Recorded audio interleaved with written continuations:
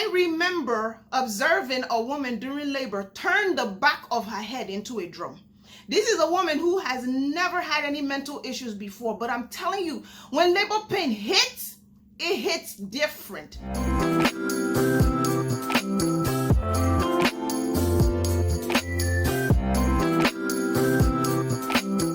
Hello, moms and dads, and welcome back to Nurse Onyi Teaches. My name is Onyinye, and as you can tell by today's title, I am going to be talking about stage 1 of a 3-part series of labor and delivery. If you have not done so already, please make sure you hit the subscribe button and turn on your notification bell so that you are first made aware of every time I upload a video. Now, if you ask women to describe labor, some may describe it as really bad period pain, while another person describes it as a mountain falling on them and just crushing them down to powder. So because of the lack of consensus between how women describe labor, it is fair then just to break labor down into its various stages. However, there are some common rules that apply. For women who have had babies in the past, labor tend to be a lot shorter or a little shorter than for women who this is their first baby. Another generally accepted rule is that as you begin to approach labor, your body gives you some signs and symptoms, which if you are in tune, you will begin to notice it. And that includes an increase in the amount of discharge you will see. As your body begins to prepare for labor, those little blood vessels that are attached to the cervix begin to stretch as the cervix stretch, and sometimes they may rip and tear, and the discharge that comes out can be stained, appear a little pinkish or reddish because those blood vessels leak a little into your discharge. It is also possible to feel what is known as lightening, which means that the baby hopefully has gone head down and begins to engage into the pelvic area, getting ready for delivery. A lot of women too, as they near their delivery date, will lose something known as the mucus plug. Now, before you go into labor or while you are still in the earlier parts of your pregnancy, your body forms this mucus plug and it blocks the cervix so that bacteria or other offensive germs don't find their way into the uterus and mess with this nice, sterile, and sacred area where your baby is being formed and grow. Another thing that women want to keep in mind as they progress along in the laboring process is that your body tends to practice the closer you get to delivery. Those practice contractions are known as Braxton Hicks contractions. The difference between a Braxton Hicks contraction and a real labor contraction, though, is that Braxton Hicks tend to be very irregular. If you get up and you change position, or you drink water, or you eat something, Braxton Hicks contractions can completely go away. Whereas once labor begins, there's nothing you can do. It's going to happen. Let me tell you all, when I first had my first child about 17 years ago, I jumped out of a moving vehicle when labor finally hit me. For those women that say it's a little worse than menstrual cramps, God bless you. I did not have that experience, because from the time it started, for real for me, until I gave birth to this blessed child, labor really hurt. I'm not saying that's your experience, and I'm not here to scare you, but I want you to put in your mind that labor is a painful experience, but that pain, if you keep in mind that it's leading towards a reward, then you can better manage it, okay? Now, like I previously said, labor is broken down into 3 distinct stages. Stage 1 is when a woman dilates from 0 centimeters to 10 centimeters. Stage 2 is after 10 centimeters, the process of pushing and birthing the baby. And then stage 3 is what comes after the birth of the baby and what is considered the golden hour. But today, my focus is going to be exclusively on stage 1. Now, stage 1 is also broken down into 3 phases. The first part of stage 1 is known as the latent phase. Now, during the latent phase of the first stage of labor, your cervix will dilate from 0 to 1 centimeters all the way to 3 centimeters. During this period, you tend to get contractions every 5 to 10 minutes, and these contractions will last about 30 to 45 seconds. This is the part where women describe the pain as being just a little worse than menstrual cramps. If you are at this point during your labor, make sure that you have 2 things in hand. your bags packed and ready to head to the hospital, and a clock or a watch to time those contractions. It is very important not to run to the hospital before you are ready, because if you get there and they check you and you are not dilated to the point where you need to be kept, you are going to be sent home. I had a situation with a mom come into the hospital when I was nursing at the bedside. And as they were bringing her up the elevator to come into the labor ward, she refused to sit in the chair because she just knew that that baby was going to fall out. Now, when we see moms come in like that, that's typically a sign that the baby is crowning and we need to go work quickly, get the doctor in there and have a baby. So we were all scrambling. The surgical tech was running to grab the birthing tray. We got the bed open, put her in there, quickly hooked her up to the monitor.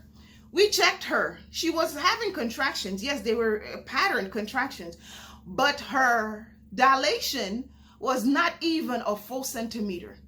She was not happy, but she had to go home. So make sure you are timing those contractions. If they are not strong enough or lasting long enough, like happens in the first phase of the first stage, then you are not ready to go to the hospital. If you have not packed your labor bags, this is a great time to do so. Dads or partners, if you are right here with mom watching this video, make sure you help her pack the diaper bag and a little hospital stay bag for herself. I have a previous video on what you should pack. You do not want to go into labor and not have your bags packed, all right? Now, as you transition into the second phase of stage 1, that's when the show really begins. This is when you better be hopping into the car with the bags and heading for the hospital. At this point, you are starting to have contractions more like every 2 to 5 minutes. You are going to dilate about 4 to 7 centimeters during this period. And those contractions, they are lasting a good 45 seconds to about a minute. If you are a typical mom, they no longer feel like period cramps. This is the kind of cramp where you are, they hurt. They really, really hurt. And women at this point are usually looking around for something to help them relieve pain. If you get to the hospital at this point, you are definitely going to be admitted. Your cervix will be checked to make sure that you are dilated into a point where keeping you there will not further delay the process, just in case your contractions decide that they want to stop because you're not dilated far enough, because that can happen. So your cervix will be checked. Nurses or whoever your practitioner is will start an IV, because chances are you are going to need fluids, and it's going to be a large needle, not a large needle, but a large catheter placed in your arm just in case you need blood too. When you go to the hospital, make sure you take your last prenatal or your most recent prenatal records with you. This is important because if the nurses start to care for you and they don't know your prenatal history, then it may be difficult for them to be aware of the diseases that you may have that needs to be treated while you are in labor, so that baby does not come in contact with any germs that can harm your child as it comes through the birth canal. They will also place a monitor on you to listen to baby's heart tones. Heart tones are the number of heartbeats that your baby is having per minute. This is very important because as your body is contracting, it is putting a lot of pressure on your baby's head. Imagine that this baby is in a uterus. Yes, it's hurting you, but your baby is going through it too. Every time that uterus contracts, right, it's squeezing down on your baby. Now, as labor progresses along, your contractions will move up from your pelvic area towards the top of your abdomen. And what your uterus does is it contracts in and down so that it can forcefully and effectively eject the baby. This takes time. That's why your contractions tend to increase in frequency and duration and intensity as your labor moves along, okay? I remember when I got into the active phase of stage 1 of labor.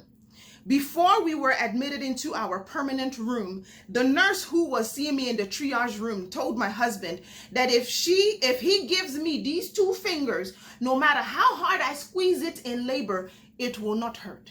My husband said, yes, yes. And then they took us into our suite where I gave birth. As I began to deal with the pain of labor in that active phase, I looked over to my husband and asked him, I just reached over, I was in so much pain, give me your hand, something. I didn't feel any hand, only the side of the bed. So I looked over at him. What is really going on? Ladies, He was looking at his hands, trying to remember which two fingers the nurse told him to give to me. Now, the third and final phase of the first stage of labor is known as the transition phase. This is where a woman goes from 7 centimeters to 10 centimeters. 10 centimeters is when you have fully dilated so that now you are ready to push your baby. At this point, you are having contractions every 1 to 2 minutes, and these contractions are typically lasting from a minute to a minute and a half. So think about it. If you are contracting every 1 to 2 minutes and they are lasting a minute plus, that means those contractions are coming on top of one another. Some women describe it as the worst pain of their life. I remember observing a woman during labor turn the back of her head into a drum.